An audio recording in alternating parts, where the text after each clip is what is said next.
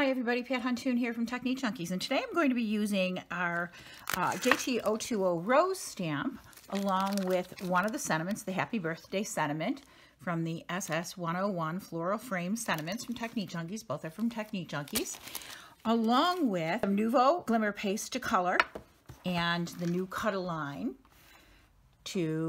from Misty, from My Sweet Petunia. We have the new Cut-A-Line in stock. So with the new Cut-A-Line, I have already stamped the rose using my Misty, and I actually embossed it using embossing powder. So now I want to show you this. Ooh, look at that. I smudged it when I was stamping it. But because I'm going to cut around the outside edge of this frame, it doesn't matter. I'm just going to cut that right off. So I have this jar of Nouveau Glimmer Paste. This is pink opal, and I'm going to be using a paintbrush, just a paintbrush this time.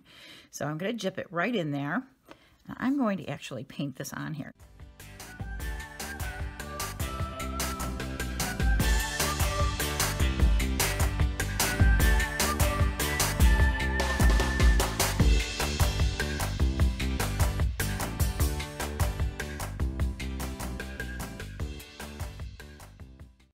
Interesting.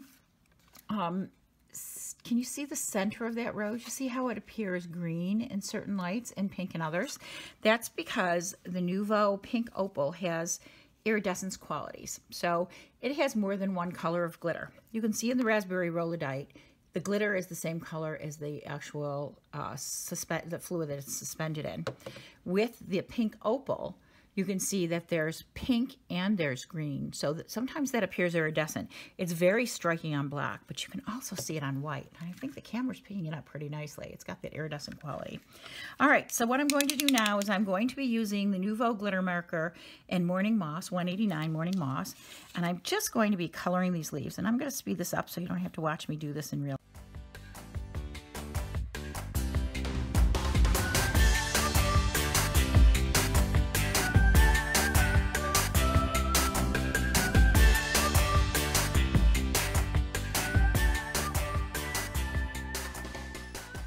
So now I'm going to be using the Nouveau Glitter Marker, and this is the Jade. This comes in the pack of Northern Lights. This is from the Northern Lights pack. So I just want to add a second green to this.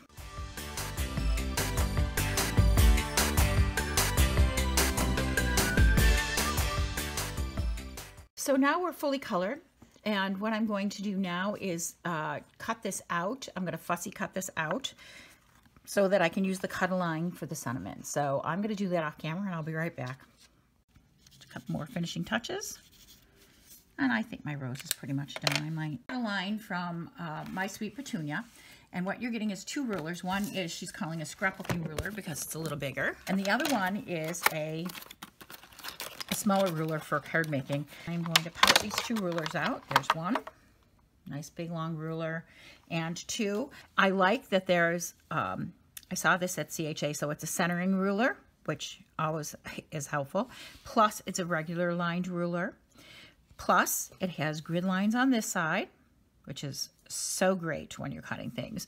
And then these little lines across are 1/16 of an inch apart. These are 1/8. The grids are 1/8, but these are 1/16, and that's going to become really important as we do this card. Now, I could use this longer ruler. It just has more markings on it, but I'm just going to set that aside for now, and I'm going to use the smaller ruler. Okay, so now we're going to be using the Cut-A-Line to cut this Happy Birthday sentiment out.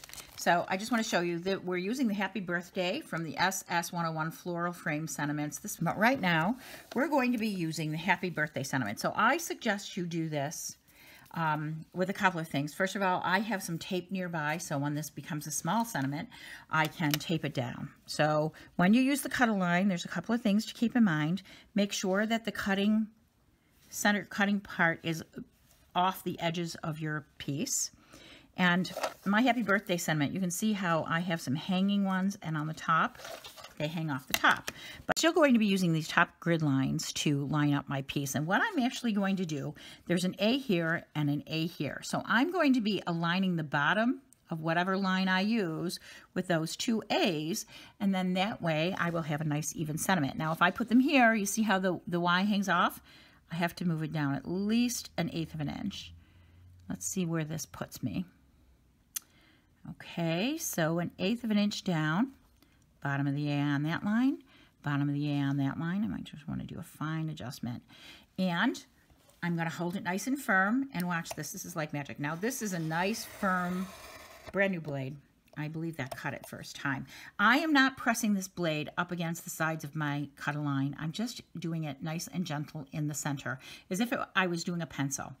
If you put it right up against the edge of the cut line, you take the risk of gouging out the sides of the cut line, and then you're going to be off and wacky every time you use it. So you don't want to do that. See how easily that came off?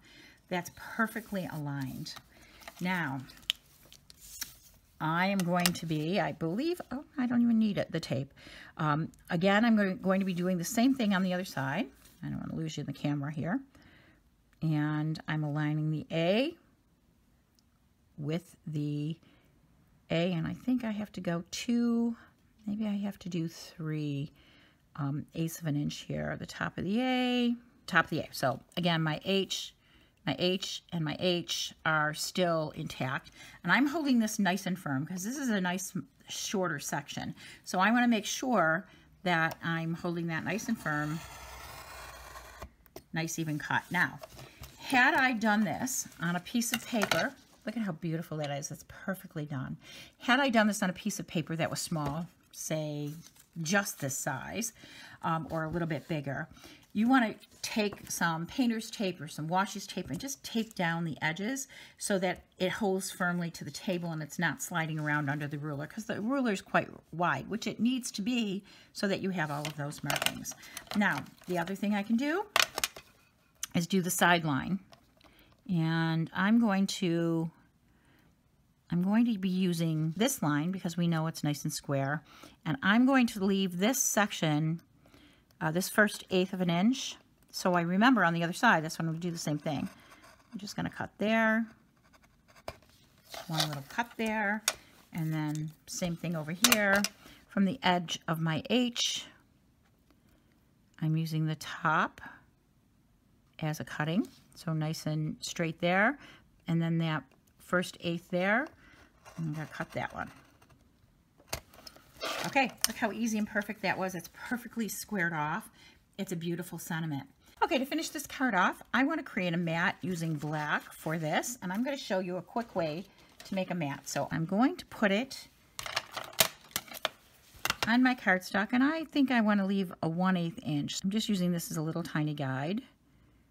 I don't know if you can see that I'm using this corner to line this up.